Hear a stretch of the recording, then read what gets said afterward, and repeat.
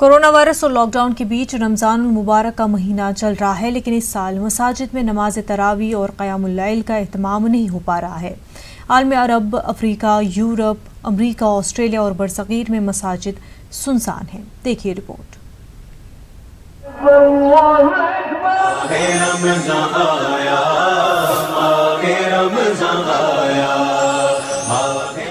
रमज़ान आया है।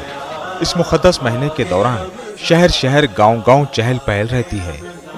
मुसलमान जोग दर जोग इबादत के लिए मस्जिदों की तरफ लपकते थे। इस महीने में आम तौर पर मुसलमान अहले खाना और अजीज व अक़ारिब के साथ मिलकर रोज़ा इफ्तार करते थे, लेकिन इस साल हालात यकसर मुख्तलिफ है। इस साल रमज़ान का महीना ऐसे वक्त में आया है जब दुनिया बहरानी सूरत हाल का सामना कर रही है और इंसानियत कोरोना से शदीद मुतासिर है। मसाजिद में मुसल्लियों का हुजूम नहीं है, ना इज्तिमाई इबादत हो रही है। Gördüğünüz üzere çok mahzun bir vaziyetteyiz.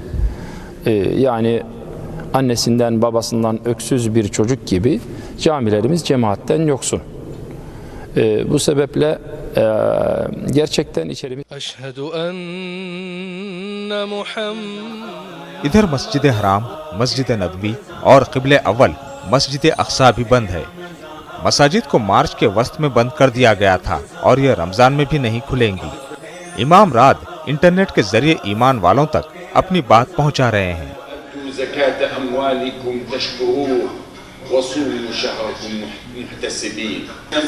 نعيش هذا الوباء الذي انتشر وتفشى في العالم ومنعنا من دخول المساجد ودخل علينا رمضان ولم نتوقع أن يكون رمضان فيه هذا الوباء قد انتشر ونمنع بسببه الدخول في المساجد ونصلي في المساجد ونؤم الناस في صلاة।